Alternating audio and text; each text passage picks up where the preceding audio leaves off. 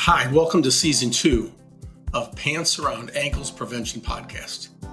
I'm Greg Hain, and in this season, we're going to focus on a specific area, transitions. Maybe you're getting ready to retire and not really sure what you're going to do. Maybe you're in the workforce, don't want to retire, but you're not happy with your job. You want to be doing something different, but you don't know what that is.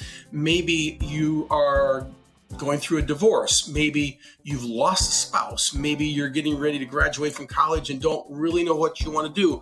All of these things and more are transitions. And the nature of transitions is such that we're often walking into them with our pants around our ankles. So what we're going to do in this season is give you some tools that you can use, some ideas that you can use to help keep those pants firmly buckled around your waist. Let's see what I've come up with for today.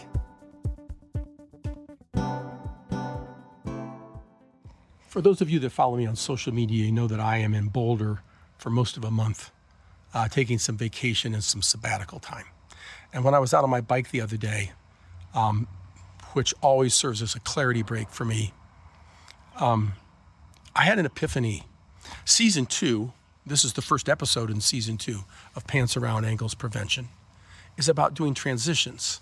Whether they're transitions that you're planning, like maybe you're planning to retire, or maybe you've retired and discovered that your plan didn't work.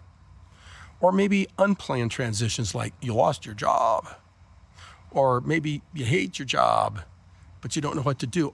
Whatever it is, transitions. And I think that the realization that I had on the bike the other day is the place that we have to start is that you need to understand that to successfully navigate any transition, you need the right mindset. Now, the proper name for the mindset that we're all after is a growth mindset. And the thing is that when I'm standing in front of a group of contractors and say, I'd like to see a show of hands. How many of you feel like you have a growth mindset? Everybody puts up their hand. Then I say, we'll see. So I give them some examples of things that might be going on in their companies. For instance, one of the questions I say, all right, so when I get hired to train a contractor service department, the boss will often say to me, Greg, I've heard you speak, you do a great job. I believe everything that you say. I've tried to get them to do it. I just can't get them to do it. As I talk to them, it's like it just goes in one ear and right out the other. And people are kind of nodding their heads a little bit. They get that. And I'm going to see a show of hands. How many of you feel like at times you've got a whole building full of people, okay, that you're trying to get to move in a certain direction? It just goes in one ear and out the other. And a bunch of hands go up. Okay. And I say, how many of you feel like sometimes that you're trying to get them to do something and they spend all their time telling you what they think you want to hear rather than what you know you really need to hear? And again, I get a bunch of hands going up, and I understand this. And I say, okay, fine. So let's understand those symptoms that you're talking about there make you like most roofing contractors, most contractors, in fact, most human beings. But they are at least significant failures of leadership in your organization. And at worst, those are symptoms of a toxic work culture. And so while you may think of yourself as having a growth mindset, most of your organizations are operating as if you have a fixed mindset. This is worth considering as you start thinking about transitions that you're making or might be making. How do you develop a true growth mindset? The reality is you got to change what you're putting in the mind. To use an expression from the great late Zig Ziglar, you got to feed the mind with the good, the clean, the pure, the powerful, and the positive.